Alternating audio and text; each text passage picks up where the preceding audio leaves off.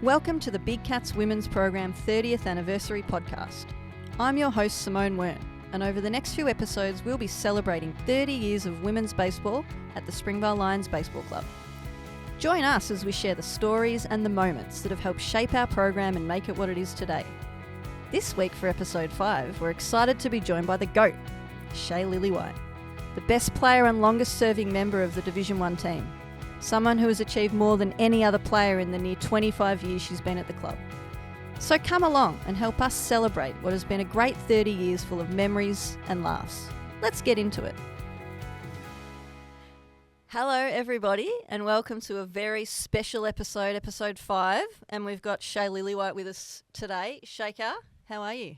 I'm really excited to be sitting here talking to you. I haven't seen you for 3 months, so it's good to see you.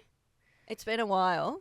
You've been gallivanting around the world, which is, let's be honest, most of your life has been gallivanting around the world. You've back from Japan for a couple of weeks, maybe. Yeah, just and over then 10 days, 12 days. Yeah. Yep, and then off to the World Cup.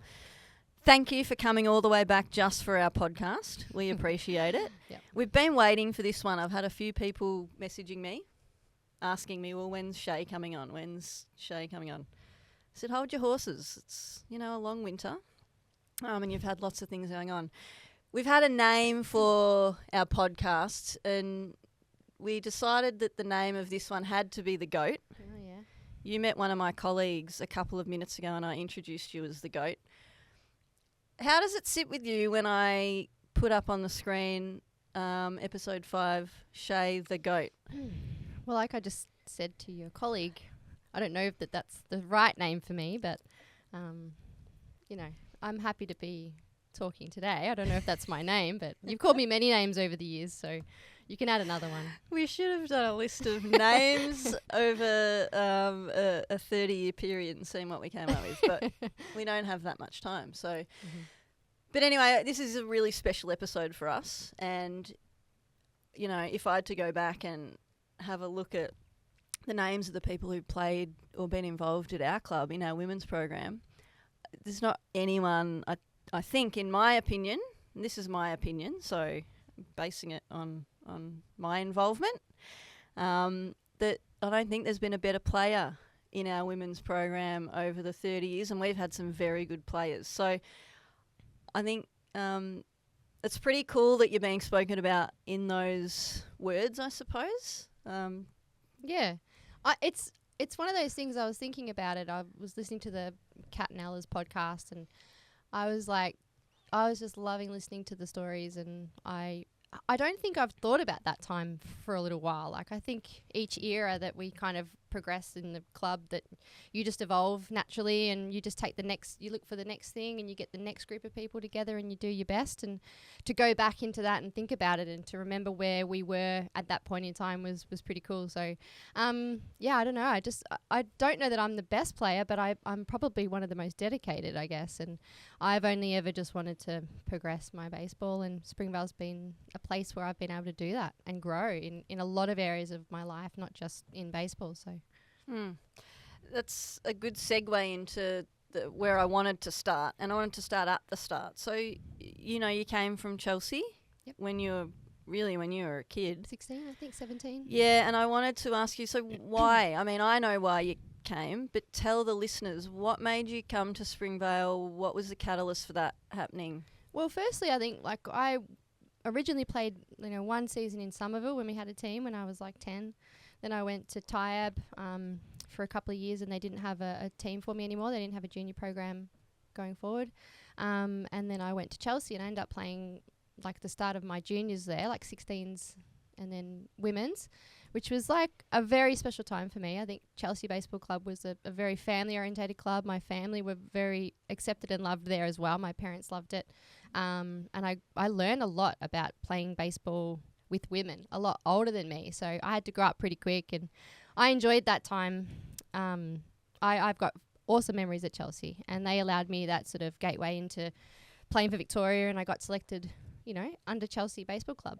And then after I came home from the World Cup, or the World Series at the time, I sort of went back to training, and I thought I just probably need to get out and be with better players. And I think that was I was hard for me to sort of leave because they wanted to keep me as one of their better players, but I thought I needed to progress my baseball. So I think we spoke, or you spoke to me, or we chatted, and you said, well, look, we're hoping to get better at Springvale. Why don't you come over to Springvale? And that was an easy choice for me.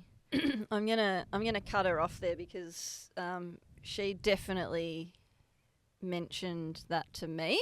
It was not the other way around. We all know from episode 3 that there's only one recruit, and that was Ella. Shae came of her own accord. I think it's really cool that you and Ella and Kat have all mentioned their previous clubs, because like you guys are Springvale people, and you know there's Springvale blood in your veins, red and blue blood in your veins.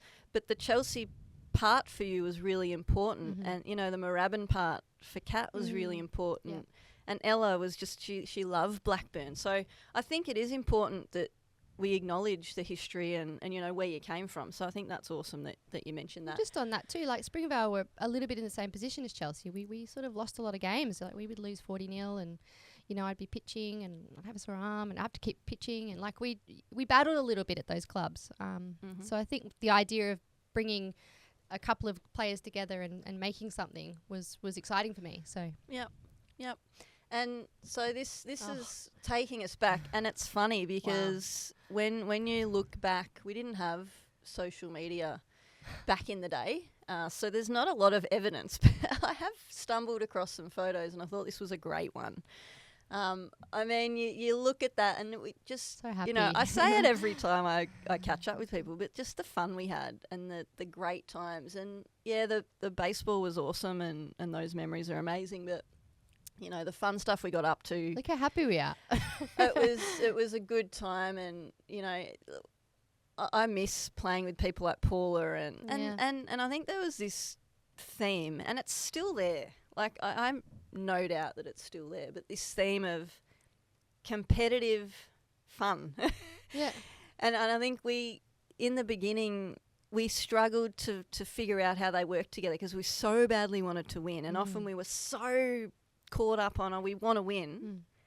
And I think if you flip it to now, it's like, oh my God, we love to win, but we know that we want to enjoy baseball, and we know that it's fun.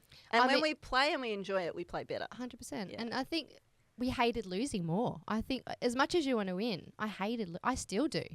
I was in Japan playing volleyball in the warm-up, and I was, you know, still got it. So I was like, oh my gosh, it's still there. It's been like that forever. So I think we just were so passionate about doing well and trying to win, but we really hated like losing as well. So it was a balance. It's a good photo. And we fast forward. These are more recent photos of you, and I wanted to ask you: do you think playing most of your career at shortstop at Springvale has made your life more difficult and really helped you as a player? Because that shortstop area is one of the worst shortstop areas. It's a minefield. I love my club, but let's be real, it's been pretty bad. It has. I think it was better. I think we had some issues a little while ago with it, I guess, but you know, there's challenges everywhere you play, so we don't get the luxury of playing at Altona all the time or anything. But Springvale, you know, it's home. Like you go there and it's home, so you work with what you've got. Yeah, 100%. Yeah. I brought up 21, and I raised this, you know, and I was talking with Mandy the other day on her episode, and I was saying that, you know, we look back and we had a lot of losses, and we, you know, at the start it was really challenging. It's still a challenge, don't get me wrong. But for 21 years now, we've played on grand final day. Springvale has been in the Division 1 grand final. We've won 15 of those. You are the only player who's played in every one of those 21 games. I don't know if you were aware of that or not, but obviously we had the Springvale Berwick team. You played in that, and then we had the 2 Springvale teams the next year, and you played in the one that won that flag. What's it feel like? I mean, does it make you feel proud? How do you feel when we talk about the fact that there's only been one person who's been able to achieve that? I think like my mind is the same as baseball. I don't remember. You don't think about it too much. I don't really go into the future that much. I just have an expectation each time I play, and I guess each year you try and better it, You know, you have that expectation of how you're going to play and then just make it a little bit better. Or an area that you weren't happy with and you want to better it. I don't really think about making the grand final at the start of the season. I just want to have a good season. You know, I want to be like, hey, I've worked on this over winter and I want to get better. So, but to look at it, like you go, oh, I did that. Like, and I think that's been my whole career. You look back and go, oh my God, I did that. But at the time, you don't really think you're doing it. So each year you just try to get a little bit better. But it is amazing that I've been able to, one, be healthy enough because I've had multiple injuries, and to be able to still, you know, get up and be able to play in the finals, you know, and contribute is like what you aim to do. So it's pretty cool when you look at it. It is pretty cool. I showed this photo to Mandy the other night, and obviously the five of us who've sort of been there since the start, and we're down to 4, and I'm hoping that 4 is around for a long time. Me too. To come, but you know, some of these memories. My boss said to me not long ago, Simone, do you ever sit back and smell the roses? Do you ever sit back and look at the things you've done and, you know, and pat yourself on the back and you know, think about how great you've done or how well you're doing? And I actually said no, because I'm always I'm always already on to the next thing, you know, looking at the next thing. And I think that's something we probably haven't done enough of. Yeah. And that's why these podcasts are great, because we get to sort of sit back here and have a look at what we've achieved and still where we're going, because the journey's not over. Well, that's a good one. But I found these and I thought this was great because it's the first premiership you won and it's the last premiership you won. You can tell from the quality of the photo. It's very old. That's like a scanned photo, that top one, I think. But I you know, it's funny, Kat mentioned that the losses were bigger celebrations than the wins. And yeah, that photo of you and I sitting in the outfield when we lost, you know, I remember that devastation and never wanting to feel that again. And then to win the next year, yeah, I think we were so proud of ourselves, like, to come back after that year before. So I do remember that. And I don't think it's just now been like, that's the standard. That's the standard. So I think for you and I, that's similar. We share that same expectation of 1 of ourselves and 2 of the club. And I think that does feed through the program a little bit, that we're like, no, we're not in a position where we're going to win. So we need to find a way to get in a position to win. And it's not about winning. It's just about performing at that highest level we can. And I think you and I feed off that. Like, I love that feeling of saying I tried my best. I gave that everything I had. Yeah. And it's tiring, but somehow we seem to be able to have that little bit of time off and then come back and refocus and, okay, who have we got and how are we going to make it work? And it works. It seems to be a formula that works at our club. Absolutely. And that's a good segue, because the next thing I wanted to talk about is she works hard for the money, and I can see you dancing away to this. But the 21, great. We went through all these challenges. And for those listening who heard Shae mention the photo, that photo was taken by my high school boyfriend, Dazza. Ooh, Dazza. Shout Shout out to Dazza if you're listening. He's probably not. But who knows? He took a photo from the grandstand at Altona, and we lost. That was 03-04. We lost to Port Melbourne in the grand final. Mm-hmm. And there's a photo of you and I in the outfield, and we were basically in tears because we'd made it, but we didn't win. And it was like, we thought we had a great chance, and we probably should have won that game, and we didn't. And we were out there, and I was like, I never want to feel like this again. Like, I never want to go through this. This is the worst feeling ever. Mm-hmm.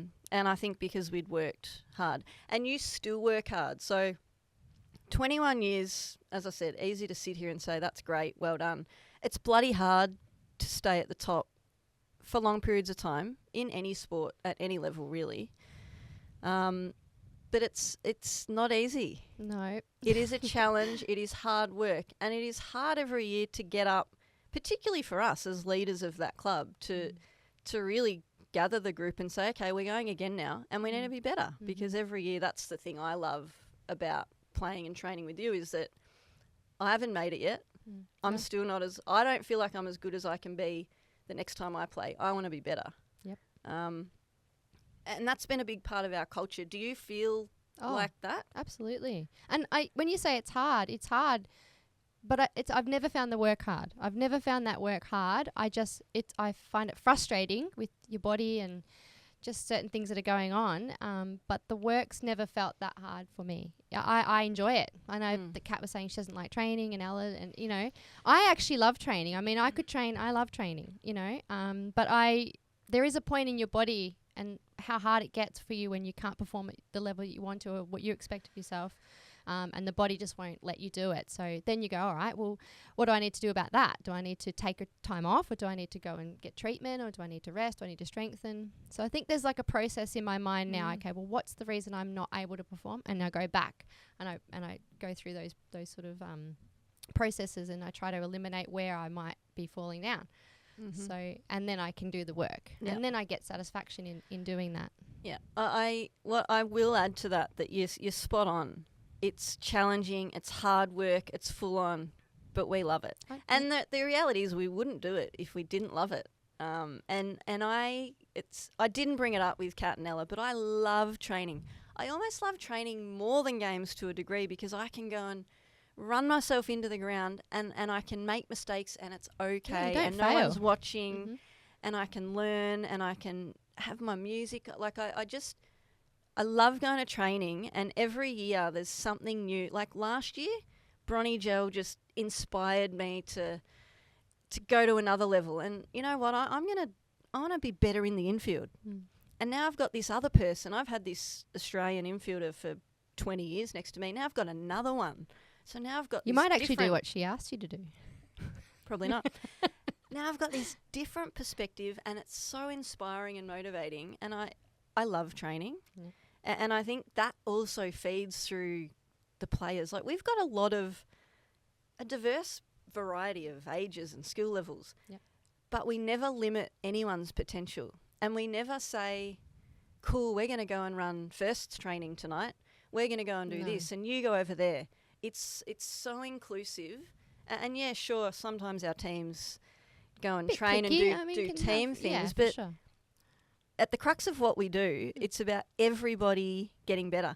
And we had new players last year who've started playing at, you know, an older age, playing in our thirds, training at shortstop with Bron, training at second with you, and they're just blown away by the fact that you give up your time. And I've got some photos up here. You work hard, you've worked hard your whole career, and you still work hard, but you've also given a lot to others.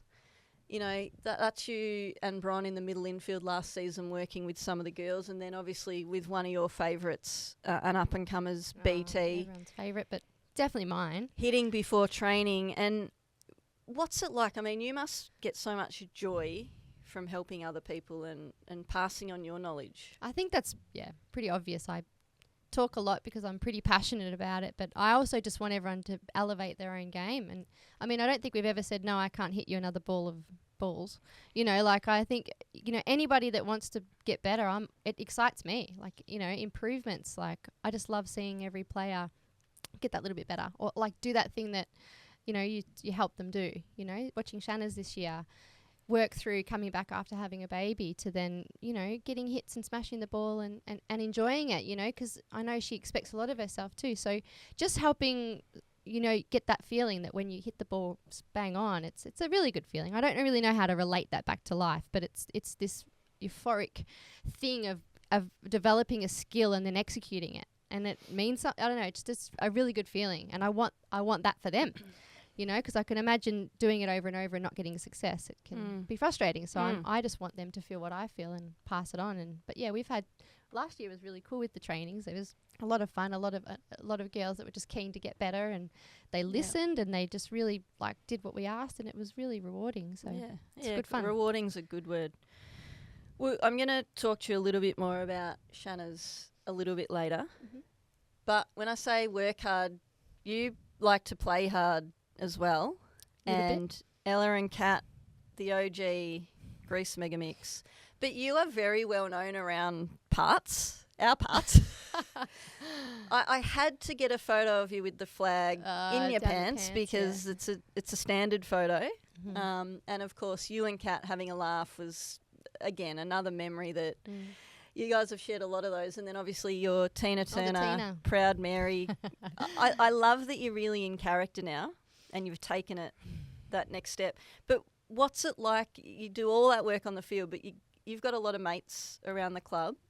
and you get to celebrate off the field. Is that just as important for you? Or? Of course. I mean, of course. It's the memories. It's the people you do the hard work with, you know, that you get the most enjoyment from. The work's the work and the games are the games and the wins are the wins. But it is really that, like, what you do off the field and the way that you guys, we all interact, you know, and get on. It is very special. And it's like you've got your baseball friends, but they're your life friends. I mean, they're forever friends, you know. Hey, remember when we did this? Hey, remember when we did that? No one can take that away. That's yours. And that's, I guess, part of, as I've gotten older, I've understood that from the club's perspective of, like, we did that for Springvale. That's something that we've left a mark on. And it's not just, oh, that was fun and I can't remember it. Mm-hmm. It's written down. Like, that's ours. We won that year. So as I get older, I'm getting much more sentimental about that. But when we were doing it early days, it was like, yep, there's one, there's another one, you know. Yeah. What are we up to now? But, like, now it's like, it's there. It's in the book. It's going to be forever remembered. So it's pretty cool. Yeah, absolutely. This is my agenda. So, again, Chevy loves agendas and I'm very structured, but I've already talked for half an hour. But some of the things I wanted to talk to you about that it's hard at times to find photos because social media wasn't around, which is potentially good for a lot of us because we did some really crazy stuff. But I did find some photos and I want to talk about some memories. And the first one is probably someone, and his name's come up a few times, but I'm not sure he's more important to anyone than he was to you. Tell me a little bit about Billy. Other than you, he's probably a little bit more important to you, but I equally shared a real love for Bill.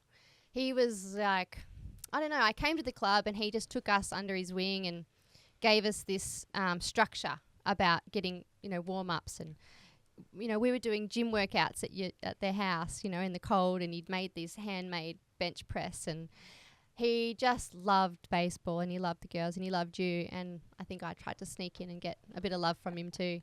But every time I went away on a trip or something, I'd come home and, you know, I want to go see Billy and tell him what I did and show him what I did, and, you know, he was very special for me. So you shouldn't have brought this up so early. I know. Well, I was going to wait till the end, but I thought, you know what, it's important. Yeah. And no, I miss him a lot. He was a really big part of my start at Springvale, for sure. Yeah. And this was a few years ago. We played a grand final at Essendon. Yep.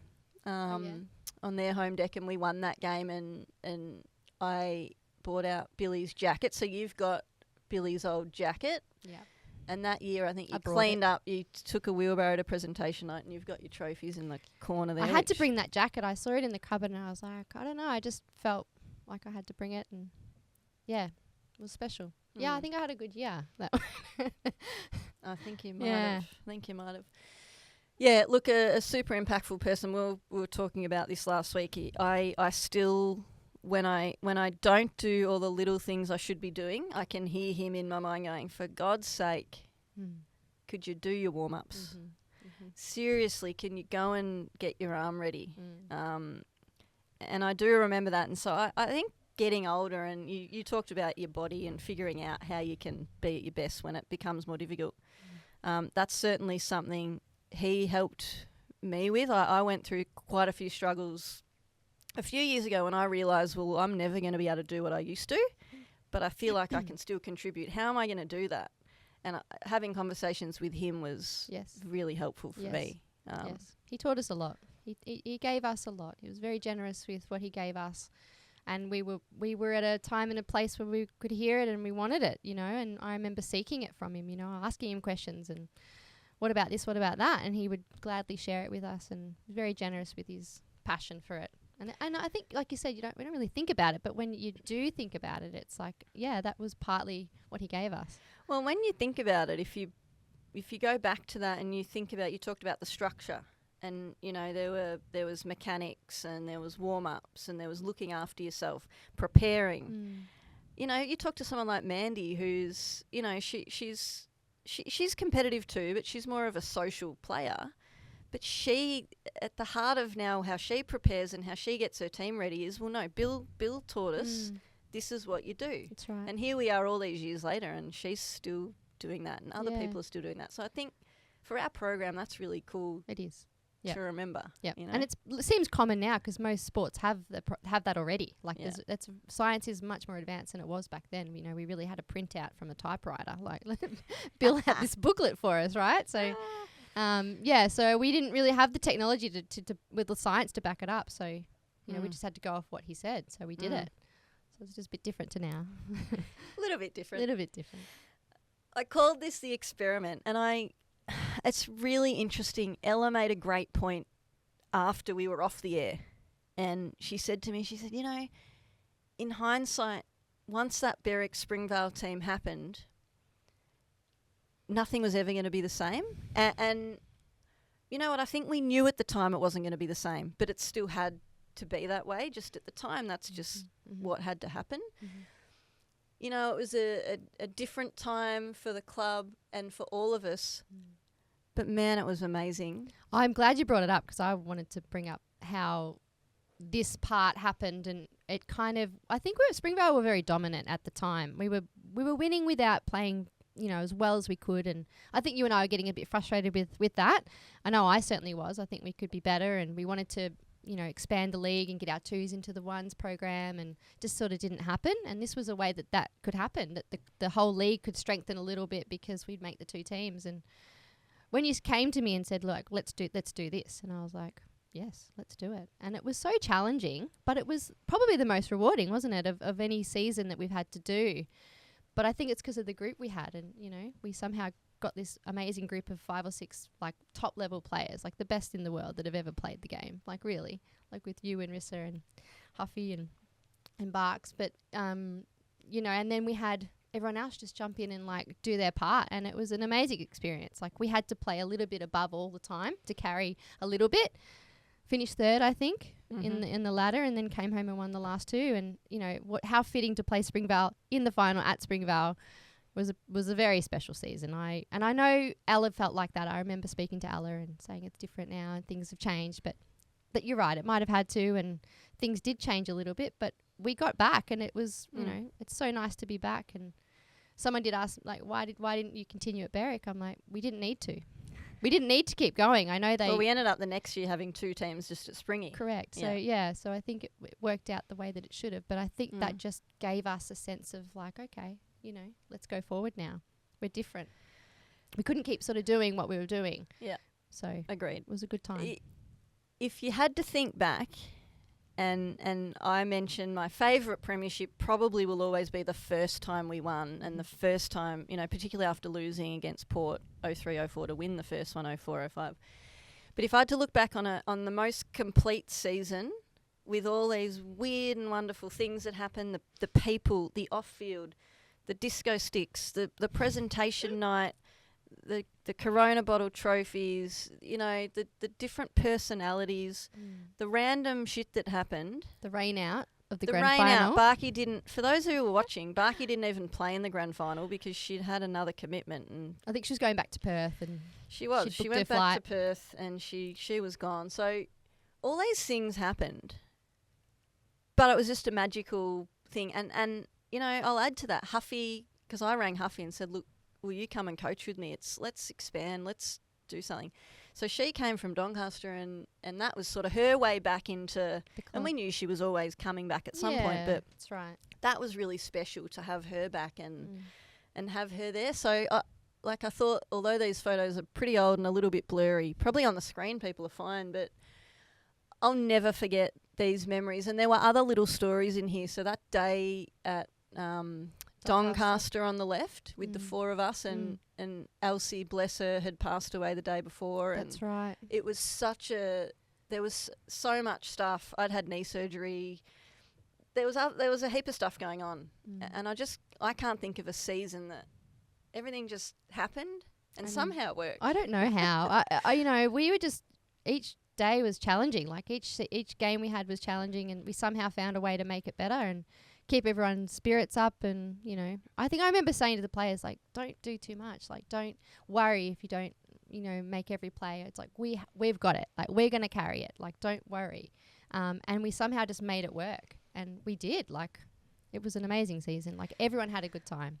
Absolutely. And then somehow in the finals, everybody played well. Like we all came together at the right time. Yeah. But that's, I think, because we did that hard work and we got everyone right. So Absolutely. it was a lot of fun, really. But a bit of a shout out. So I have I've got lots of great memories, probably off the record, but one great memory I have is that I was intentionally walked at Berwick.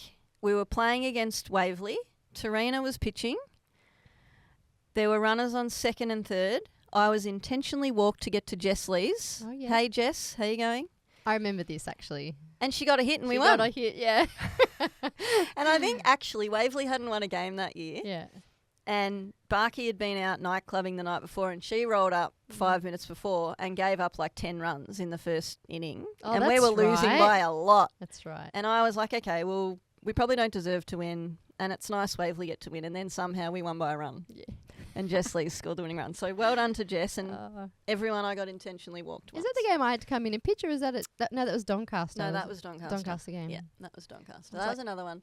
But there's the photo, and I love too that's a great one. what you said is we had such a great mix. And, you know, Rosa Guardiani stepped up and she hit 450 or something that year. We had Hightower who hadn't played baseball before. Janine Kavanagh had come and she was pretty solid in right field. Cass had to step up in Barkey's absence and play third. Like, we just had a team that worked. Like, it was... It was good fun. A mismatch, and we had this whole like I'd played with Rosa, you know, back at Chelsea, and then she'd come back and said, "I want to play," and we were like, "Yep, we'll take you. We need players that know the game," and like she was great. Like everyone just played a role, and it got on. We all got on really well too. So it was, and my last again. We should do a podcast on this season, but my last comment on that is that, you know, we had Rissa, one of the best pitchers in the world, but she was going through some stuff of her own accord, and she came over and was sort of struggling a bit, and she'd had some challenges back home, and she was working on stuff, and that season I think really helped her and reinvigorated her to go out, and then she obviously won another couple of World Cups with Team Japan, but you know, she was a big part of that, and she was... Yeah, I think every player goes through a period where you don't know if you like the game like you did, or it gets changes a little bit for you, and you've got to work out, you know, where you're going with it, and I think that was her season for that, so it's true. Some photo memories, and there's actually a few of these, and this one's one of my favourite photos ever. And it's not because Huffy had shaved her head for a good cause, I might add. But it was just because I think the four of us really were a big, strong part of that sort of 2 years in particular. What do you think when you look back at that photo? Young. Young. Yeah, I mean, like, still now, like, it's the same. Like, you know, we all love the game still. I think you talk to any of us and we still love the game.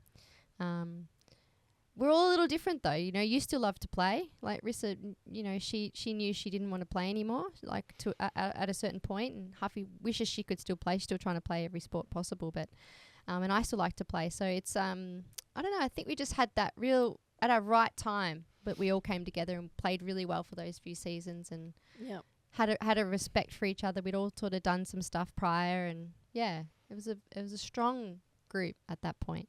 Yeah, for us. Absolutely.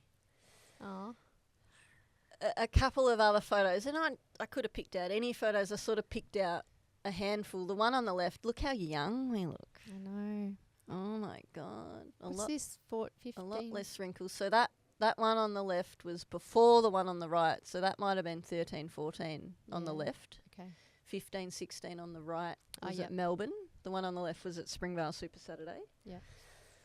And you can see there that Mitch, who's about to play in an Australian squad overseas, is being held by Shanna Zeh in that photo on the right. It's crazy. And Riser down the front there. And I got to train with Mitch at the prospects and the pathway development. Amazing. Yeah, it was pretty amazing to be, you know, training with Mitch, you know, and every night at Altona, and just seeing how big he got and him being that little kid watching us play. So it's very amazing to have still been able to do it, but to do it with him was pretty cool. Yeah, absolutely. What a cool memory. The last photo obviously showed Arbe, and we've had quite a few imports, some amazing imports, and the imports they're part of the fabric of our club and our program. Arbe became part of our family, and still is part of our family. How did you see? I mean, she's a really interesting player because she sort of came and I think she was like, "Oh, I'm going to go play for Big Cats. It'll be fun." And then she got immersed in what we did and realised, I want to be part of that. I want to be better. And not a lot of the Japanese players are sort of like that. They're sort of like, "Oh, I'll come and play and then I'll go home." But she stayed and she got better. She did. What was it like? You were the coach then. Yep. And you talked to her and you sort of had that conversation. What was that like? Yeah, I mean, I've known Abe for a long time. I went to Japan and we played together for Team Samurai, in the early days. And so it was nice that I knew Abe, and she sort of tried a little bit and kicked around playing baseball. But I think when she came here, she really found a place for her to play. Japan's such high level. I mean, they have a lot of players playing, but it's so hard to be good there. So I think when she came here, she had a chance to get like some, better coaching and get looked at, and I pushed her a little bit because we needed her to be better because she was good, but she had potential to get a little bit better. And I remember saying, look, this needs to be better. And she took that on board and she elevated it, and she became, a really key point to our team becoming highly successful. She was an amazing first base for us for those few years. Did a lot of work over there and started to get really strong with the bat too. But just a great club person. I mean, she was great with all the kids. She would come to everything. We'd get her on the dance floor, on 80s night or whatever. She knew no songs or anything, but she was a lot of fun. And she came to the World Cup as a bullpen catcher with us. And, certainly a wonderful memory. And, I'm sure she misses being here too. So. Oh, yeah. I have this great memory of Abe, and it was about that time that you had that conversation. And I was out like I used to when I could spend extra time at training. But I was doing sprints at the start of training, and I had the balls out, and I'd do like 5 to 1. And she said, "Oh, can I join? I want to get fit, and can I join?" And I said, "Absolutely." And we did the first 5. We're doing 20, I think, 4 different distances of 5. And we'd done 5, and she was gasping. And she's like, "Simone, how old are you?" And she realised I told her my age, and I was 10 years younger, 10 years older than her. She was 10 years younger. And I told her my age, and she said, "Oh, my goodness, I'm 10 years younger than you, but I can't breathe. I might have to stop now." She didn't. She kept going. She would have kept going, yeah. But I'll never forget that. And I didn't know I was 10 years older, so that made me feel a bit better that day. Of course, yeah. But it is, and that's what you bring to the club. You're a role model. You've been a role model for me as well. Like, you're doing sprints. I'm like, well, I want to do that too, and you've always found a way to be a role model for nearly everyone at the club. And yeah, I'm not surprised Abe gravitated towards that because I think she did. She realised she needed to do more. And yeah. But there's always someone at the club a little bit that does that. There's probably like 3 or 4 of us that have always gone, okay, Chevy's doing laps or whatever before training to get fit, and everyone's doing little bits and pieces. And I think you don't notice people watching, but they're watching and they go, oh, maybe I should be doing that. That's how you get better. So I wish more people did that. But some do. Some do. You're right. It's been a lot better. Like, I mean, we had a core group that just knew how to get ready. We didn't really have to do that stuff. We just knew how to get ready for the game. Yeah. Whereas now we do have to kind of have those things in place because it's just not as easy to turn up and play and switch it on. So when we were younger, we're like, I know how to get ready.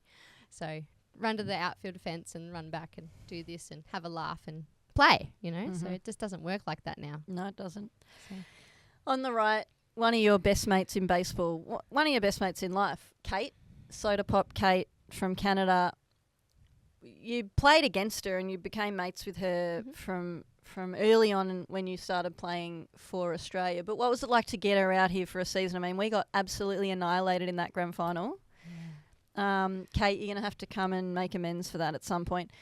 But having her here, what was it like? She stayed obviously with you and your parents and you had your mate here playing in Australia. Was that a cool experience? Like, what was that like? I mean, Kate and I, first Australian team, first Canadian team, she comes up to me and says, "Oh, you're the youngest and I'm the youngest. Let's be friends." And I was like, all right. And I remember talking on the phone, getting in trouble, making international phone calls, to Kate, to just chat, because she was interested in Australia stuff and I was interested in Canadian stuff. And she's like, come here in the winter. I'm like, no chance. But, you know, over the years at the World Cups and World Series, we'd always catch up. And, you know, she's such a loyal and dedicated person. You know, she's just been the same since she was 15. And we can talk baseball, we can talk life, and she's just such a good person. I've learned a lot from Kate and love her, and she's just, we had a good chance last year to go out to her little log cabin and spend some time on the lake. And I mean, she was just pumped to have me there, and I was like, it was surreal. We're sitting around the campfire chatting, and, you know, it's pretty amazing to have friends around the world like that. So, and I get to catch up with her again in a few weeks. So, but yeah, to have her here and play was just, it was awesome. She did well too. Like, I mean, she's a bat, right? Like, she's always been able to hit, one of the world's best batters, you know, so she's, but mostly just a great person to be around. Amazing. But thinking about that, I mean, I hadn't even really thought about that. If you know, in a few weeks, you're going to be in Canada at a World Cup with Team Japan, with Rissa as the Team Japan manager, played for us. Kay is the other manager. Kay, an import. Kate, coaching, one of the assistant coaches for Team Canada.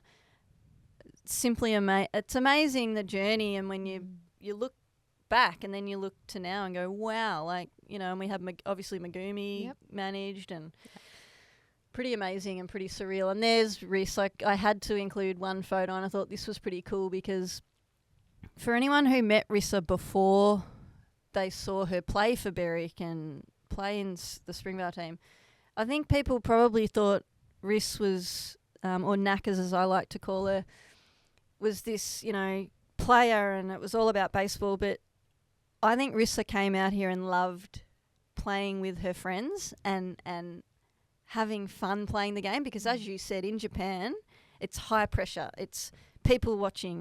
There's everyone's around you, and there's expectation. Whereas here, she could be herself, and she could hang out with her mates and play. And I think she got the best out of herself. I actually, you know, without talking to her about this, I think she probably went home and was a bit reinvigorated, inspired to go again for a couple of years. And I feel like we played a role in that. Yeah, I mean, I pick her brain all the time. Like, I'm constantly asking her, what about this? And, you know, we differ a lot in a way of things, but I think that season she just had a good time. And I think did she hit left-handed that year? Which year did she hit left-handed? God. Like, just because, like, just wanted to, fun. like, I'm going to hit left-handed, and then I'm going to change my pitching action so that it's a bit harder to hit, because I still want to make the team. Like, she just did whatever she needed to do. And she didn't get passionate about hitting. You know, I'm passionate about hitting. You know, she just was good at it. Like, she told me she just picked up the baseball and liked throwing it hard. You know, that's what but she's so technical with her pitching. And so I think to not be so technically minded and go and play the game has made her an actual really good coach. I think if anything, as a player, this maybe did a little bit for her, but I think as a coach, this gave her the ability to see the game from a different perspective, playing in the outfield, playing shortstop, catching, you know, hitting left-handed. And she's like, well, that's how that's done. She did catch a little bit, I remember. You know, so she can work out how that's done, and then she can then translate that into her coaching. And I think she's been coaching for like nearly 10 years now or something, just under that. And she's a brilliant coach. And she is. And she's got the right personality for it. She cares about the girl. She knows how it feels. You know, but her playing aside, I think she doesn't even like talking about it. You know, the girl's like, what position did you play? Like, she doesn't even talk about it. So I learn a lot from her all the time, and seeing it from her point of view. But those seasons we played together, I learnt heaps. You know, she was at short, I was at second, or she was in the outfield, I was at short. A lot of fun. And, like, you know, just, I don't know, we came from a different era, so the kids are different, the game's a little bit different. So when we all get together and talk about it, it takes you back into that sort of place. Oh, it does. It's really cool that you mentioned the coaching aspect for her, because that makes total sense. And I haven't met a better coaching mind in baseball than I have than hers. The conversations I've had with her, some of the most interesting conversations, and she challenges me when I talk to her, and I feel a respect with her. I feel a mutual respect. So she always listens to me, and if we don't agree, she takes that on And then she tells me her opinion, and even if we don't see eye to eye, we understand that where each other's coming from, and I love that about her. And I love that outside of you, I don't think there's anyone I'd rather chat baseball with. Like if you said, you know those people who choose your 3 guests for dinner, like she's number 1 because I just want to talk baseball with her. I just love it. I love it. Yeah. She's got a good brain for it. Shout out to you, Knackers, and we'll be cheering on Team Japan at the World Cup. 2 really contrasting ones, and I tried to do this because I didn't want you to get too emotional because there's cameras. But, of course, on the left, I know how proud you are of the fact that we can honour Barkey every year, and that's become just an annual event that, you know, it's not something we just do because we have to do it. We love to do it and we want to do it, and it's a big part of our program. Barkey was such a great person and such a great personality around our club and for us in many other places. But at the club, you know, the time that she was there, albeit, you know, it wasn't that long, for someone to have the impact she had on the people around and the place, there's no one who was around at that time who wouldn't remember something that happened that season, and I think that says a lot about her. What's it like putting on 17 every year and getting to wear 17 as you play? It's still really difficult. Like, I think, how many have we had now? Like 3 or 4, and I'm just so like, I'm like, oh yeah, that day's coming up, you know, and then you get there and you're like, oh, it's fine, and then it's not. Like, it creeps up on you, that sort of emotional thing that you carry around every day, really, but you don't focus on it. But then when you come to a focus point of the game and you get into it, you're like, oh my gosh, you know, what an impact she had on us. And yeah, I mean, everyone loved her. Like, I mean, I don't know anyone that was like, oh, she's not funny or she's not a good person. Was a great person. Didn't always do everything right or anything, but she got away with everything. You know, and you loved her for it. You know, frustrating, but like, what an amazing gift. I feel very lucky to have known her at the age she was and the time, and we got to spend so many good times together, and special place. Like, all of us will say the same thing. But I just feel really lucky that I did get to play with her at Springvale Berwick, and I get to have her in my memory forever. So it's a good thing.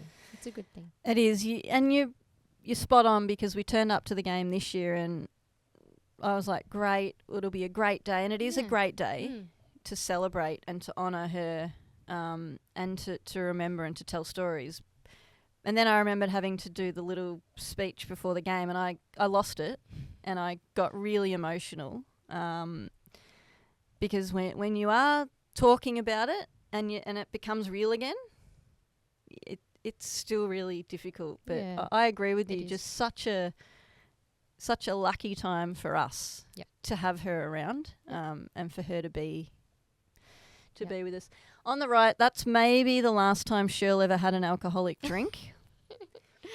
And again, the celebrations off the field and the different personalities. Like, here's another one, and I'm going to talk to you in a second about Shanna's. But Shirl's another one who turned up, and she came to me. Shout out to Shirl.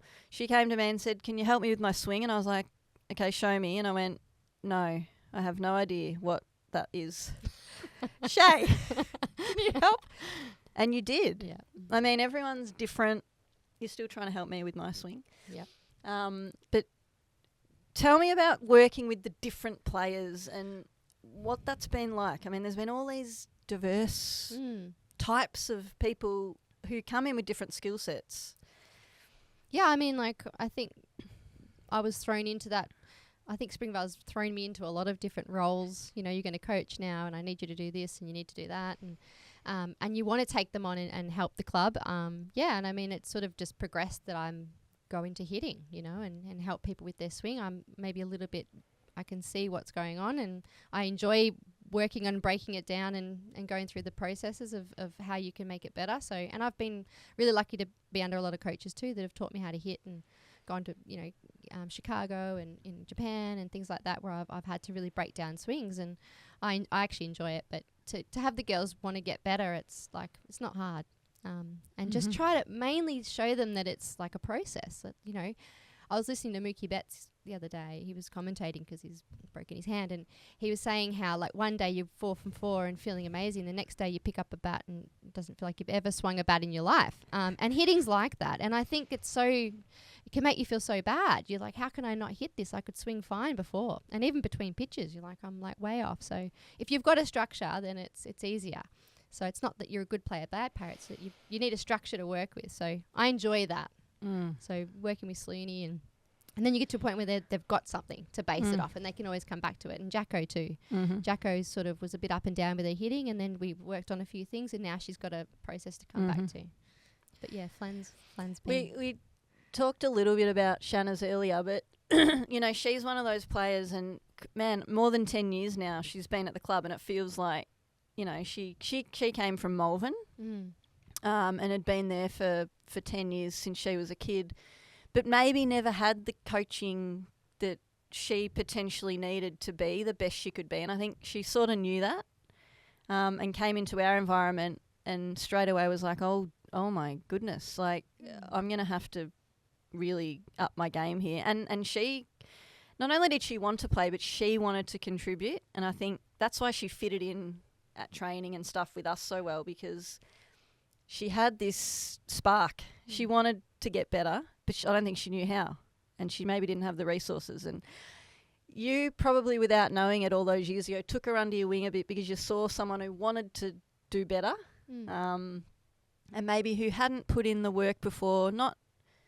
entirely through fault of all her own fault, but she was in an environment now where she could get that help. But seeing her, I mean, you've seen her come out. She had that one season where she won the best and fairest. She hit 500 and she dominated. And then she was back to earth the next year, and, you know, suddenly you're back hitting 280, 300. And, you know, and I think she was like, hang on, but my expectation now is I hit 500. And you're like, well, it doesn't work like that unless it's you. And then, you know, she had the back surgery and now she had a baby. And then she came back last year and she really struggled until the finals and somehow found a way. What's it been like following her journey and seeing her, you know, you knew her as a pitcher, 2010 World Cup, Venezuela, and now outfielder, hitter. Oh, what a brilliant story. I mean, like, not only as a player but as a person. I love the thing about Flan, she's different to you and I, for sure. Like, she's not as outspoken and she's more quiet and reserved, and that little bit of maybe not as confident. You know, you and I both sort of know our skills, and we kind of like, I can do it. Like, I've done it before and I can do it. And Shanna's maybe has that little bit more, like, I don't know if I can. So I wanted to get that out of her, that she can do it. There is a process to work with, and not listening so much to what your head's saying, and actually coming back to a fundamental structure that you can work with. And I think we got there. You know, I really feel like she still doesn't love doing ladder work, and, you know, doesn't love feeling like she can't do it, or doesn't feel like her limbs are part of her body, but she's worked out a way to have success, and she's a big part of our program and has been for the last 10 years or more. And to have her enjoy baseball, you know, to a level where she went, I gave that everything I could. And she knew she wasn't back then, like you said. So, I mean, what a great person. And that's what that's, you know, really proud of what Shanna's has done for herself, but as a program to provide that for her. So Springvale's been that for her, and I'm glad she came back this year. We really missed her the year before, and but just to see her like smiling and running around, and, you know, it's just great. It's really fun. Yeah, we spoke right at the start about the, you know, you coming to terms with your body, figuring out how things worked and how you could produce or execute, even though maybe you're not at the level physically that you were all those years ago. And Shanna's probably added to that list, and Chevy, and one of the things I've noticed, and even Shae to a degree, she had 2 kids. Yeah. If you look at all those players, and I'll include myself, the what I think is really quite amazing is being able to push beyond where you were at your physical best, and then find ways to contribute or to execute in a different way to help the team win.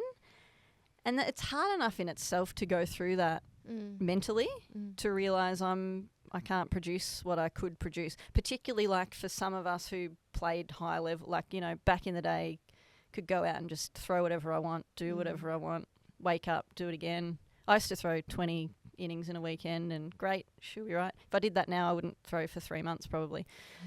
But that, I think, is a credit to us too, because we're finding different ways to contribute. So if you look at the team list now, and the ages and the different positions we're in our lives, finding ways to still be able to execute, I think, is pretty damn Do you know what I think the club's lucky? We trust each other. Like, we really do trust each other. You know, like Chevy did her oblique early in the season and she was going to come back the next week. And I'm like, no, like, don't. Like, there's no need. Like, you don't. She can trust that she doesn't have to rush back, or someone's going to think she can't do it, or, you know, like that self-belief in the club and within, like, maybe the 4 or 5 of us that are like, you don't need to do this. Like, we'll find a way to make this work without you until you're ready to come back. And I think that that trust that we've built within the club has been really cool. Same with Flan.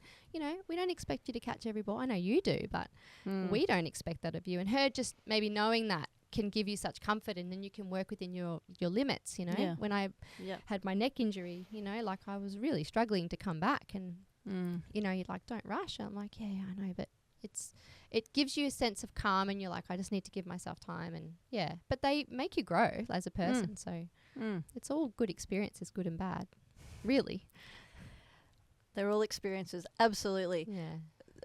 One of my favourite photos on the right is one of the Super Saturdays at Springy, and I think that was either the last or second last grand final at the time that Kat played in, and then obviously she's back at the club, and that, I know that's been amazing for you. Yeah, you guys are good mates, and she brings another level of sort of atmosphere, I guess, to the club. But that was one of my photos I thought I should include. That's great. The other thing I'll add is, like, I think we've just got tough people. Like, we've got strong people. Like, Kat slid into third and broke her wrist, and sausage roll. You know, we've had a lot of hard injuries within the club, you know, and we somehow bounce back and want to be back there. So it's not easy, but it's worth it. And we've just got some really tough people as well. It's very true. That, before I talk about the club, and then we go into our little questions at the end, that night, I mean, when we speak about the club and how much you love the club, and we'll come back to that again, but we held a night in November last year. We're still editing the video. That will happen soon. How cool was it for you? I mean, the night was about your Australian career, really, but it was supported by the club. The club organised it. You know, and a lot of the people in the room were Springvale people. How much did that mean to you to sort of get it was sort of the conclusion to your career? Sure. What was it like? Yeah, I mean, again, I was really nervous to have a night about me. I was like, oh, it's a bit much. But, you know, when it came there, it was so much fun, like having the people that I love and respect and admire, and I'm so grateful for my family and my friends, and, you know, Australian team girls, and then girls that are, you know, new to the club that turned up and came and didn't really know as much, and they learn a little bit too. And we've got some amazing, you know, just amazing people, but also, like, some of the best players that have ever played, you know, and may ever play. I don't even know that baseball will get, like, it gets all this publicity now, but I don't know that it will actually be as good as it was. You know, we had a great era. We had tough players. We had good players. It's just that no one knew. Now everyone talks about it, but I'm not sure that they're even at the same level we were at. So, you know, we've got players that you might not ever see again. So it was a really cool night for me to just, I don't know, I loved it. It was just fun, and I loved all the old stories, and I'm just so appreciative that people turned up, and I thought maybe, you know, who wants to hear about that? But I just loved it. It was a great night, and when you told me you wanted to do it, I was like, oh, but then it was awesome. It was really good cool. fun, wasn't it? Yeah. And you made a good point there, talking about, you know, the publicity, and even though there wasn't a lot of social media back in the day, I think one thing that I'm really proud of when I was involved playing sort of higher levels, and even at Springy, is that we let our work on the field do the talking. We didn't need to talk about how good we were, or our stats, or our velocity, or anything, because we went and played, and we played hard, and we played well, and we won. Yep. And I think if you do those things, people talk about it. I don't think you need to create the talk yourself. We're in a different world, so it's different people want to market. People do need to see it now. I think it's a bit different. People want to publicise it, and that's great, but I think you you've nailed it when you said that. A great night had by all. To finish off before these questions, tell me what the club means to you and how you feel when you think about just how involved you've become and how much it's become part of your life. You know, your parents are really big supporters. They're at every game. They've always supported the club and everyone, not just you. No. So it's a family thing. But you've been immersed in Springvale for a very long time. Yeah. I mean, how lucky am I? Like, I've got a place that's safe. I've got a place that feels like home. I put that uniform on and it's definitely the proudest you feel. And, you know, I think if I remember back, I couldn't imagine wearing a different uniform. When we wore Berwick, I was like, oh, I don't know. I was like, I don't know. It's a bit weird, I wasn't was it? like, I'm not sure about this, but I like the cut-offs. So I was like, Me too. okay, I'm into the cut-offs. But I was like, I don't know if I could wear this uniform. And then after that season, I was like, this is okay. I'm okay with this. This is all right. This still feels like my home.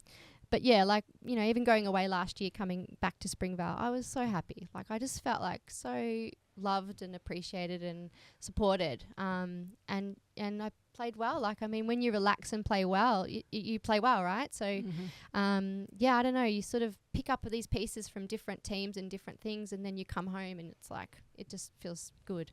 But even just hanging out with the boys, I played in the men's program for years too. And I brought up these photos and I love when there's action when the lights go out. We've had no movement in this room, so this just adds a layer to the podcast. In the pinstripes. Pinstripes in the best number there is. And yes, but the men's program played a role in your... We're here talking about the women's program, sure. but the men's program played a role in your career. Yes. You know, and I talked about some of the funniest people in baseball were you and Miles playing middle infield together. How cool was it to play in the men's program and be sort of pushed and challenged by Mick and the boys around you? Yeah, I mean, what a hard time. Like, I was playing Saturday, Sunday, you know, aluminium to wood, and, you know, playing in a much higher level than I thought I was capable of. But Mick was like, no, you're going to play and you're going to lead off. I'm like, oh, he's leading me off again. I'm like, I go out every time, and I just battled through, and the real mental side of it. But the boys were awesome. Like, you know, they're just so supportive, and I think I taught them a little bit too, and they taught me a little bit, and we just got on, and they trusted me there, and I felt really comfortable and never had any dramas really. Mick was just such, he gave me that opportunity when I didn't even know I needed it. Like, he would put me in positions I would feel quite uncomfortable, and I'd have to sort of produce. But I loved it. I mean, we got to play in a final with Mick at third, wrist short, me at second. Like, it was pretty cool. And then we had like an import pitching that, you know, facing aces pitches and velocities, and I was getting a hit here and there, and, you know, yeah, a lot of fun. I really, you know, I wish I could still do it. I do, but I can't anymore. But it was a very important time for me to get better. Yeah, absolutely. Yeah. Last year was the 30th year of the women's program, and as I said, 21 years, and you were there a couple of years before the 21 years. So you've been at the club for nearly 25 years. And in the 30th year, you got one of your besties from the Emeralds and the Vic team in Bronny to come over. Tell us a little bit, and I've heard you talk about this and I've heard her talk about it, but give us a little bit of insight into what it was like getting Bron involved with the club and the impact she had on you last season. Oh, I mean, how awesome. I get to play with my little buddy next to me. You know, we've been playing together a long time, you know, ups and downs and hard times and some good wins and some bad losses and, you know, just different life experiences. And, you know, I went to her birthday and I was just chatting and I'm like, you're not going to play this season, or what are you going to do? And, you know, I said, it's a crime. It's a crime for you not playing baseball. Like, you're a gun. You know, we don't get to just pick this up and play anytime we want, you know. So, you know, you're an amazing player and person, and, you know, if it's coming down to not playing and playing, just come and play with us, you know, if you want. So she did, and I was pleasantly surprised when you said she was coming over, because I sort of just threw it out there. And it's been, I can just relax. I don't have to, you know, worry as much. She does half the work I have to do each week with just, you know, navigating things, and I could just enjoy it. And we were like a little, like on a string. We could just like easily work together. I took a little bit. She was trying to take a few of my fly balls here and there. But we got there in the end. Like, Shortstop, she let me catch one in the... takes, control. I know. But yeah, Right. we hadn't played together for a few years. So, and I said, look, you don't have to do everything. Like, it's okay. I can do it. So, and we worked it out. And yeah, but how fun, like lead off, and then I hit 2 and it was just a lot of fun. And I think she had a great time. I just enjoyed seeing her happy. I mean, at the end of the day, baseball is fun. And yeah, it's fun to play with your mates. And it's even more fun to just, see people do well. I mean, that's great. One of my favourite people in baseball ever, Anthony Bennett, AB. Just one of my favourites. Used to say to me when we were coaching the Emeralds, used to say, it's hard not to be a fan of some players, and you can't be a fan when you're coaching or when you're in the middle of a game. But I found it really hard last year to watch 2 players in the middle infield hitting 1 and 2, and I would say, and if you look at the stats, it's probably there anyway, but the best 2 hitters and the best 2 middle infielders in the league in one team just smiling and just loving baseball. I mean, it was so fun, and I was kind of fangirling. And Shanna said to me, stop talking about Bron. Like, what? Get over it. I was like, no, she's good. Like, I saw her make plays last year. Love you, and you've been amazing. Yeah. I saw her make plays last year that I don't think I've ever seen a female make in my life. And I coached at World Cups. Like, I played at World Cups. So to watch you two just love the game and talk about the game and strategize and finding ways to help yourself and help the people around you, I feel blessed to be in that position, and it was so much fun. So I think she found her way, it took her a little bit, like, oh, should I say something about this? I'm like, yeah, go tell them. Like, don't worry. Like, but she'd come and ask me, she wouldn't get upset or anything. She'd just sort of, and then she'd work it out. But like, I know her pretty well, and she's looking after my house at the moment, and she's a great mate. Oh, we had a party last week, didn't she tell you? That's fine. Fix that hole in the wall, Bron. Yeah. But no, it's been really, special, very special to have her. Yeah. So, love it. Can't wait to play again. Absolutely. Photo on the right, Huffy. Yep. Obviously, we mentioned her. She's nearly had as many nicknames as you. You're probably on par, actually. So talk to me a little bit about Huffy's influence on you. Yeah, big time. Someone I love to play with. She's a hard player. Went from catching, played a bit of third base, back to over to second. So she's always been kind of in my back pocket somewhere, next to me. Have our outspoken moments where she disagrees and I disagree. Very loudly. Yeah, like we all do. But at the end of the day, I respect the players and I love how she plays. And like when I asked her to come back, or she came back, and I said, can you just play one more season? We really need you. And she did. And she's playing right field because she couldn't throw. And how funny. She's just a fun person to be on the bench with. Like Kat said, talking rubbish and yelling out stuff and giggling away as we did when we were young too. So she's been great to play with over the years, and I love how hard she plays. And her comeback from her football ACL will be Masters next year. Poor thing, but yeah, I hope so. Just to finish off, we'll do our quiz, but you obviously went on to take on the coaching duties. I finished up and you came into the fold. We'd won a couple, and then you took us. We'd won 6 in a row at one point. What was it like moving into that role?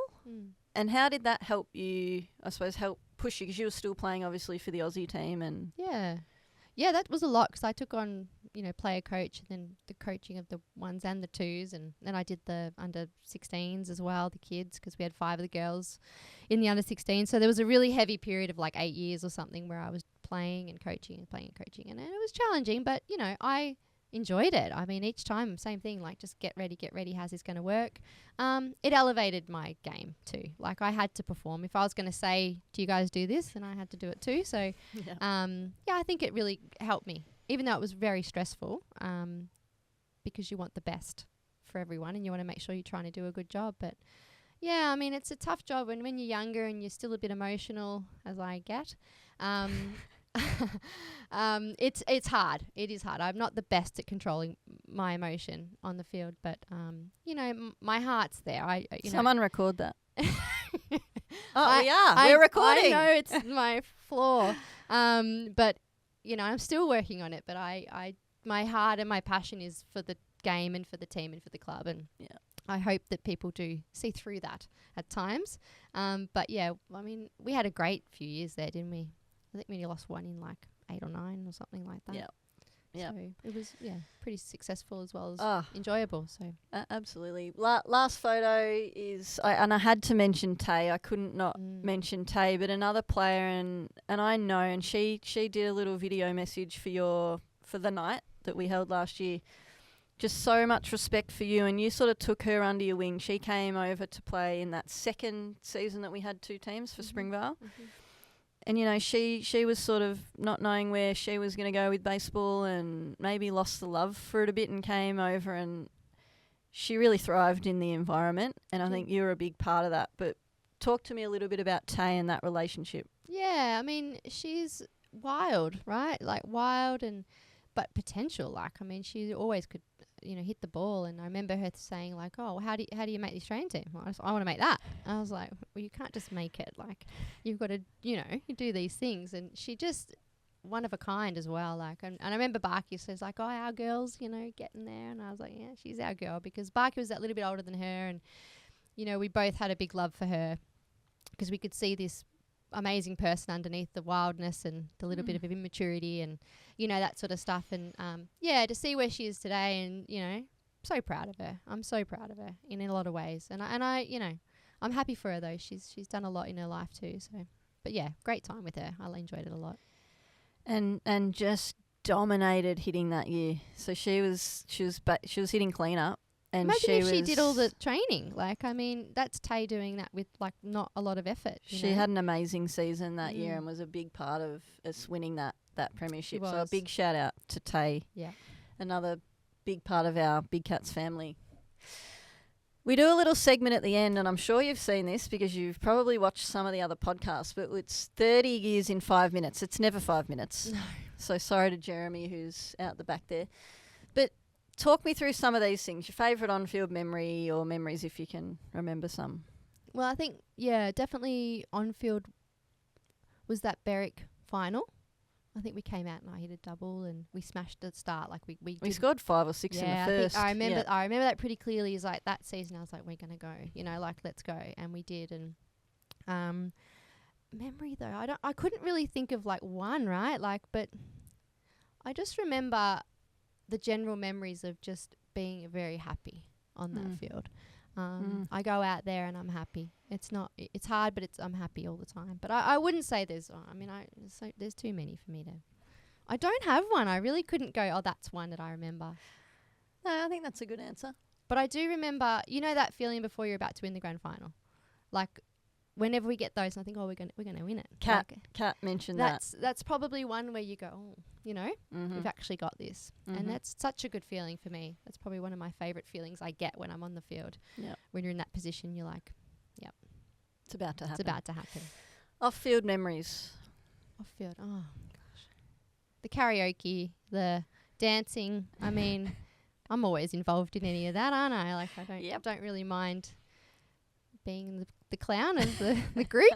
I don't really love it, but I enjoy just making people laugh and having a good time and letting loose. Like, I mean, I'm pretty serious when I'm playing and stuff like that, so I do enjoy letting loose a little bit. So, and I think that that's been a really great thing that you brought to the group, is that you're such a hard worker on the field, but when you're off the field, we're having there's a good another time. Side. Yeah, there's another side, and I like to have a good time. I like to have fun. I'm not really a serious person, but I'm serious about doing the work and executing on. It's only 2 hours, right? Like, of your life, that's compressed into this little time. So I want to make it count. So when I'm off the field, I'm a lot more relaxed, and it's probably a few versions of me, but all the fun times we just do it around the club and just have a good time. Yeah. Karaoke, Proud Mary, bit of a dance. Yeah. Oh, there was one year where we were. Hang on, you ended up like the guy from The Hangover. What was that? I think we were doing like limbo, and I think I went over the top of that bar. You tried to jump the bar. Or I did the worm, one of the two. Yes. And I went into the toilet, so I thought, oh wow, I've scuffed my face here. Scuff on the face. That was. I've got a good photo of that somewhere. Yeah. Favorite teammate or teammates? Like, people are listening a couple. Well, someone I haven't mentioned that I did want to mention who I miss quite a lot, but had a lot of time for, and had a lot of years playing with Kelly Manzi. You know, she was like, and I know she's been spoken about before, but, you know, Cal and I play up the middle a fair bit, and she was my other favourite infielder to want to go and take ground balls with me, and she would take them until we both couldn't take them anymore. But I really miss playing with Cal. She was an amazing competitor, and she played at Springy, a big part of the club at that period too. And I mean, yeah, like Arissa and everything. But you're my favourite. You've always been my favourite. When you stopped playing, you know, playing for Australia and playing state team, and I found that really difficult because you'd always been there. You'd always been there with me, playing. And when I came back to like playing state team and then coming home and playing at Springy, it's like, oh, that's right. I've got that other person that cares as much as me and like loves it as much as me and pushes me. So you're always a good soundboard for me to feel comfortable. So yeah, it has to be you. I'll take it. I'll take it. Yeah. Best player you've played with? Best player? You can mention a couple. Yeah. We've had a lot of great players. So. Yeah. Oh God, yeah. Well, in different areas, you know, I'd say you can't put it down to one, but watching people do amazing things, I like that. You know, watching Kate smash the ball, like she could hit the ball, you know, I'm like, oh my gosh, you know, and but Rissa, you know, she could play anywhere. She could play anywhere, played anywhere. You do, I mean, it is amazing each year at Springvale that you can come out and you play, you know, like you can just come out and pitch and you can throw 7 innings and not give up a run, and you haven't hardly done, you know, much game time, and you can just still come out and do it. But like we've had too many good ones, you know, like but I mean like players like Ella was a phenomenon to like play with. Like Shae, you're a wall, you know, she was always very like so structured with her warm ups and her little get in routine. The zone, yeah, and like but yeah, watching. I mean, if I go back to one of my favorite memories ever is playing in the Sky Dome and in the Tropicana, you know, and watching Ella throw. But the game previous to that, you throwing against USA, like they're some of my favourite memories in baseball.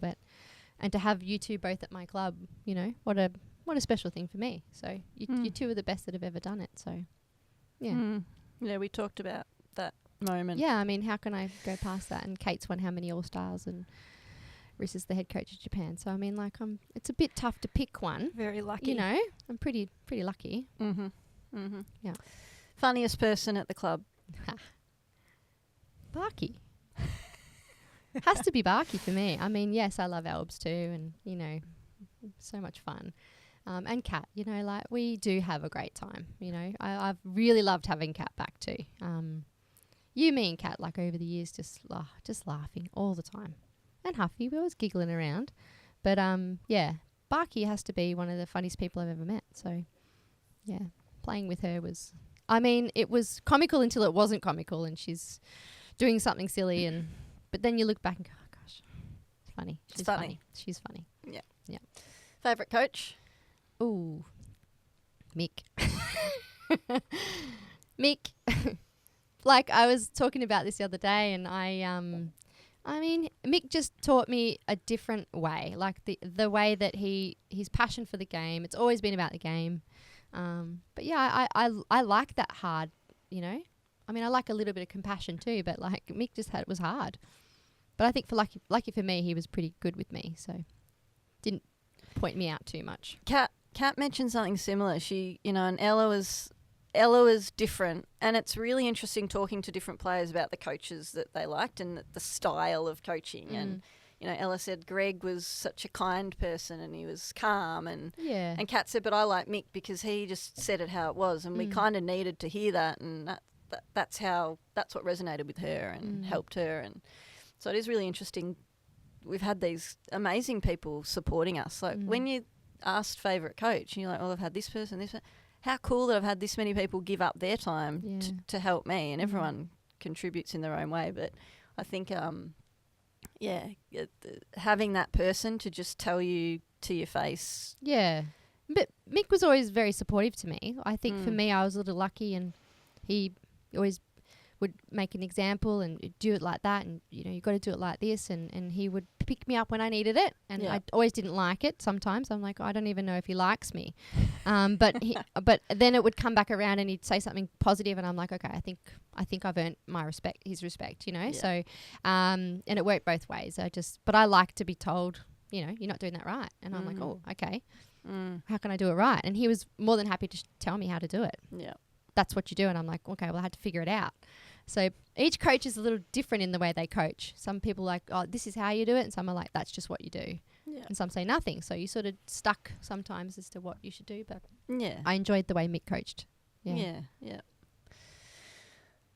Oh, good timing, because it's the Mick. This is the last question, the Mick Wern question. There's been a lot of times that you've heard Mick sing that tune. Yep. Any specific moments that you think of when you hear that music? Of course, there's probably 3 where he's imitating people. That's even now, like at Berwick, if I go and play in the men's, I'm like, I just want to hear Mick's end of game speech. Like, it's actually, you get like a bit I do walk out. You there wanted to sit down and like wait for him to do it, because you know something's coming, and like during the game you're like, oh, we're gonna get that later. But yeah, I remember this one. Yeah, pick the ball up and you push it in the ground and you throw it in and hit the cutoff, and you don't stand in the box playing with your hair. And he's just very dramatic in the way that he talks about it. But you can see underneath it, he's just frustrated that you don't know how to do it or you're not doing it right. Yep. Just it comes out all at once, and so it's a lot of fun to watch when it's not about you. When it's not you. The impersonations are some of my favourite. Yeah. The year that and it was before your time, but he came out in the middle of the game. We'd made 5 or 6 errors and he laid on the ground. He's like, you just lay on the ground and let the ball hit you. We lost 2 players the next week, never came back. But, I know. But it's the only way he knew. Yeah. And he's been super impactful to all of us and to the program. Yeah, and he's proud of us. I think at the heart of it, when he came and watched us at the World Cup and you threw your last game, and I saw tears in his eyes, and I was like, wow, like. Oh, I missed that. What do you mean? I missed that moment. He was so proud, and he's proud of all of us still, and he's proud of the club, and particularly you too. Like, I mean, he should be. You're an amazing. Like, none of this would happen without you. So. You deserve a lot more than you get. But thank you for doing it all. Love it.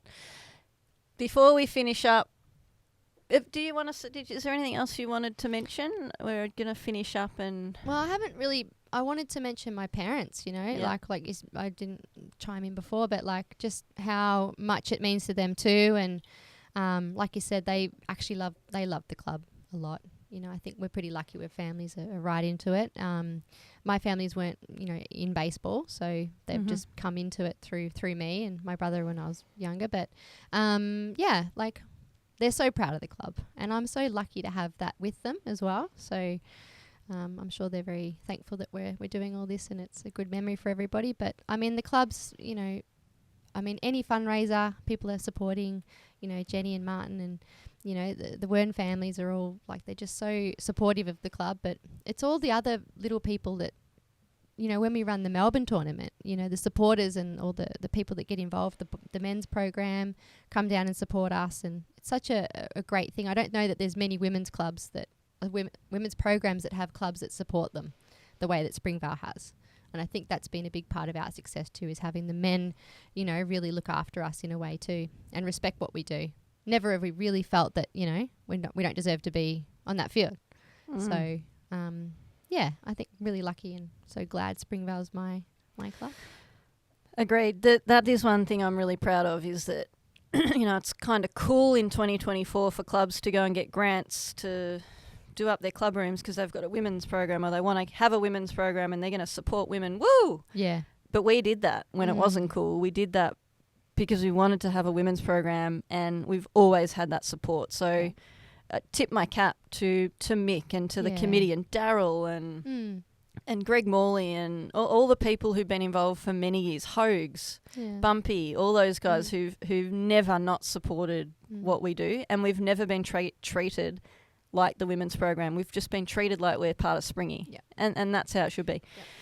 I want to do a quick shout out to your parents too, because you mentioned the impact the club's had on them, but they've had such an impact on us and on me, but on everyone. Like, I love turning up and I can see them behind home plate, and I know they're going to come down with Millie and they're going to watch and they're going to bring a fruit platter, and I'm really running low on time. So that's helpful. Thank you, Linda. But the support they've shown all of us for such a long time. And again, anytime the club's doing anything, they always put their hand up and they're always involved. So Linda and Brian, we love you. Thank you. And Millie, we love seeing you too. To finish off, we've got a special event coming up on Friday the 31st of January. It happens to be Ella Holian's birthday. I should call her Ella Friend. She's Ella Holian at Springvale, maybe, number 20. Maybe, yeah, Ella 20. A big function on the Friday. You can RSVP via the Facebook page or Instagram. There's a link in the bio on Instagram. And then a 50th year function for the club on the Sunday. So a big weekend of baseball. We'd love to see as many supporters, players, coaches, scorers from the women's program over the 30 years at that function. We really want to get 100 people. I think we've already had about 37 or 38 RSVP, which is massive. I know Huffy's making the trek down from Wodonga.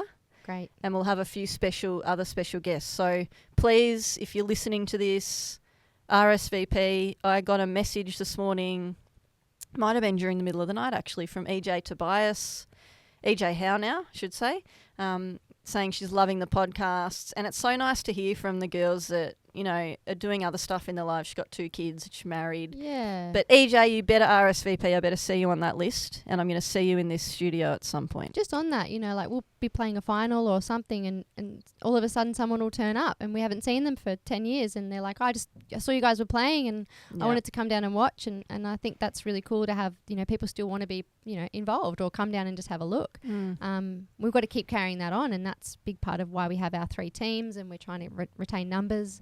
So yeah, it's cool. People just pop in and out of the club here and there. So yeah, that's cool too. A big thank you to you for joining us. It's an expensive flight just to come back for this, so we appreciate you making that investment. I'm excited for the next 30 years. Hopefully in 30 years' time we are still playing in some capacity, but maybe later in the day we're drinking Coronas, watching some other people playing the main game. I don't know, but I know that in 30 years we'll still be at the club and we'll still be enjoying the Big Cats in some capacity. But a massive thank you to you. You've been such a big part of and are such a big part of the program. And here's to the next 30. Thank you to you, Simone. I really appreciate you having me on here. And it's really easy to, you know, go through all the memories. It's not as hard as I thought, to be honest. But yeah, like I want to say massive thank you to you too. You've been the president, vice president, everything at the club. You've coached, you played, you're the heart and soul of the program. And I certainly wouldn't be who I am without you pushing me and inspiring me. And yeah, you've done so much for me, and you're the big reason I'm here. So thank you. Thank you. Okay. See ya. Bye. Funny.